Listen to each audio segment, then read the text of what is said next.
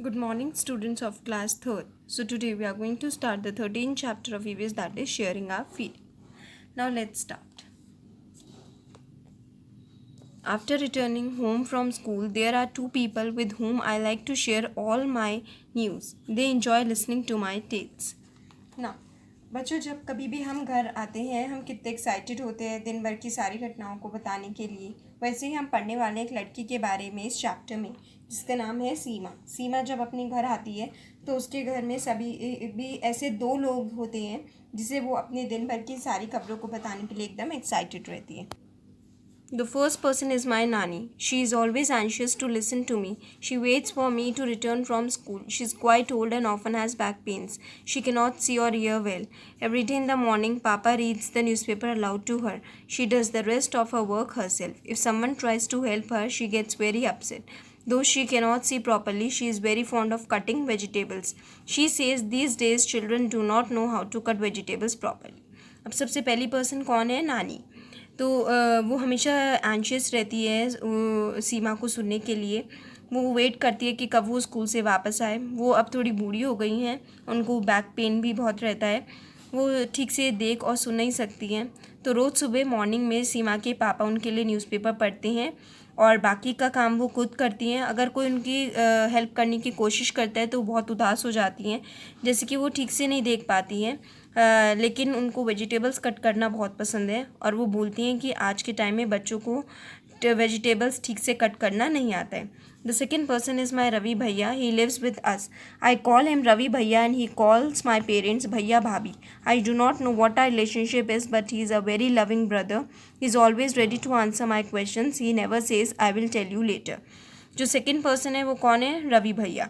वो सीमा के साथ ही रहते हैं और सीमा उनको रवि भैया बुलाती है और जो रवि भैया है वो सीमा के पेरेंट्स को क्या बुलाते हैं? भैया भाभी. उसको सीमा को नहीं पता कि उनका रिलेशनशिप क्या है, लेकिन वो उसके बहुत ही अच्छे भाई हैं। वो हमेशा तैयार रहते हैं उसके सारे क्वेश्चंस को आंसर करने के लिए। वो कभी भी सीमा को ये नहीं बोलते हैं कि मैं तुम्हें बाद में बताऊँगा.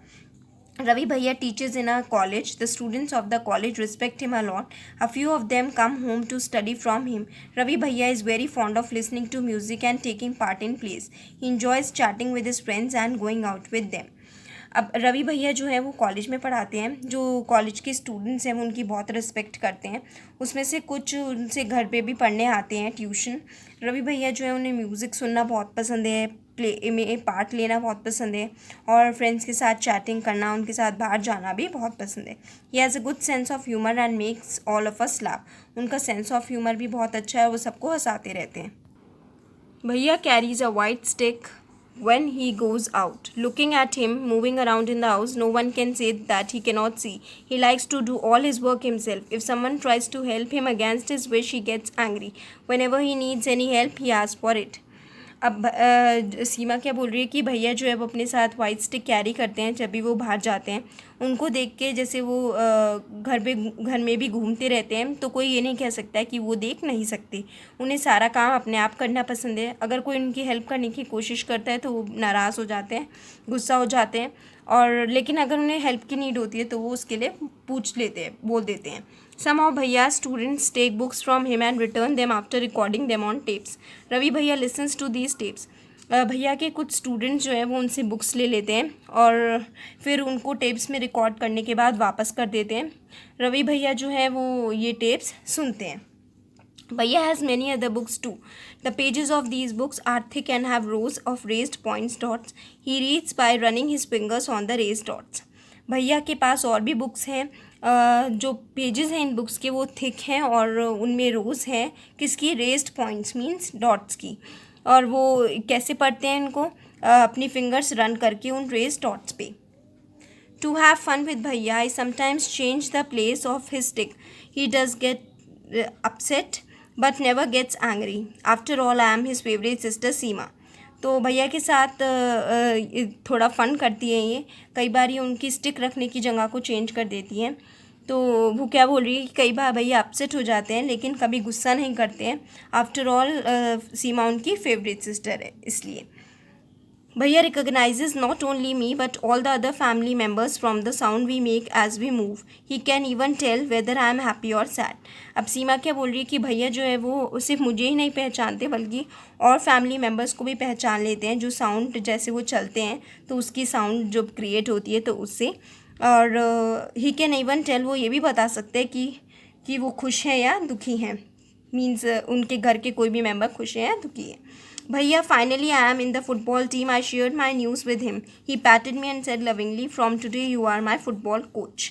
अब सीमा क्या बोलती है कि भैया फाइनली मैं फ़ुटबॉल टीम में सेलेक्ट हो गई हूँ।